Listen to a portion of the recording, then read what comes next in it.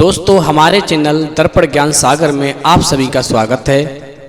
यदि आप हमारे चैनल पर नए हैं तो आप चैनल को सब्सक्राइब करें, लाइक करें, शेयर करें और घंटी अवश्य दबाएं। तो सभी भाइयों को जय श्री राधे, जय श्री कृष्णा। दोस्तों आज का प्रसंग बहुत ही मार्मिक एवं ज्ञानवर्धक है।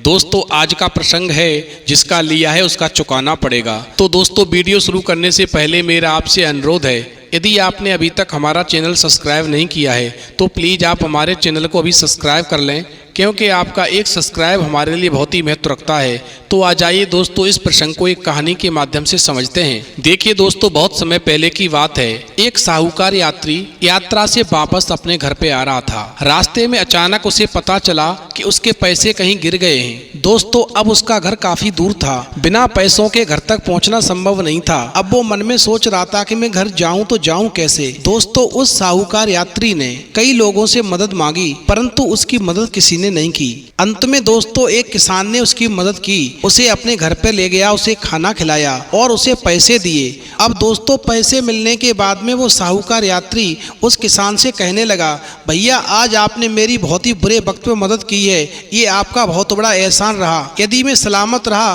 तो आपका एहसान चुकाऊंगा और जो पैसे आपने मुझे दिए हैं वो पैसे मैं घर पहुंचते ही आपके वापस कर दूंगा। दोस्तों इस प्रकार वो साहूकार यात्री जो था उस किसान को प्रणाम करके और अपने घर पर आराम से वापस आ जाता है।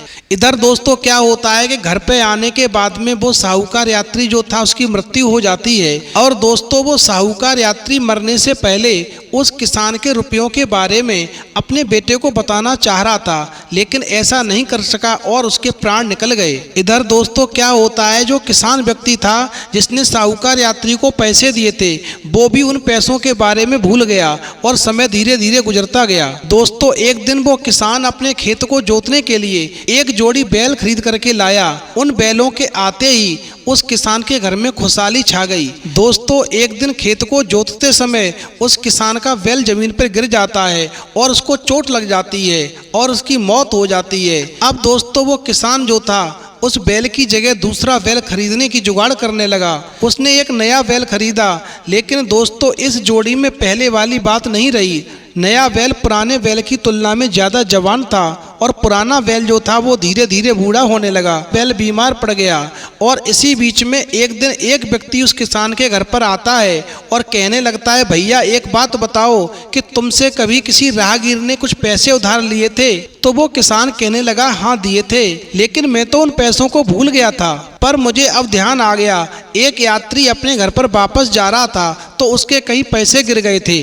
उसने मुझसे मदद मांगी तो मैंने उसकी मदद कर दी। अब दोस्तों वो व्यक्ति उस किसान से कहने लगा कि मैं ही उस साहूकार यात्री का बेटा हूँ। यात्रा से लौटने के तुरंत बाद मेरे पिता की मृत्यु हो गई थी और मृत्यु के समय पर मेरे पिताजी मुझसे कुछ कहने की कोशिश कर रहे थे, परंतु वो कुछ कह नहीं पाए थे। अब किसान कहने लगा, तो तुम्हें ये पैसों वाली बात किसने बताई?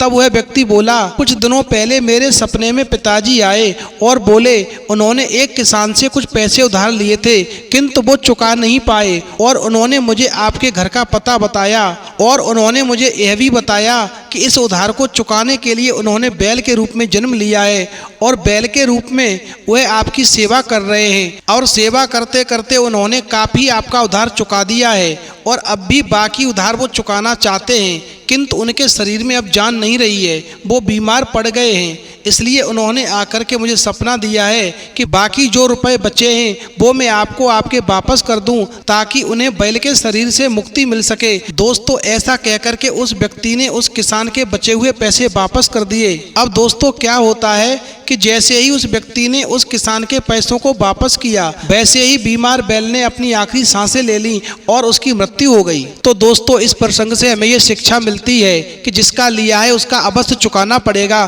चाहे हम किसी भी रूप में चुकाएं। इसलिए हमें किसी का लिया हुआ समय रहते ही चुका देना चाहिए। तो दोस्तों यदि आपको हमारी वीडियो पसंद आई हो तो प्लीज़ आप हमारे चैनल को सब्सक्राइब करें, लाइक करें, शेयर करें, कमेंट करें, क्योंकि आपका एक सब्सक्राइब हमारे लिए बहुत ही महत्व रखता है। तो दोस्तों इस वीडियो में इतना ही, फिर मिलेंगे एक नई वीडियो में नए प्रसंग के साथ। तब तक के लिए जय श्री राधे, जय श्री कृष्णा।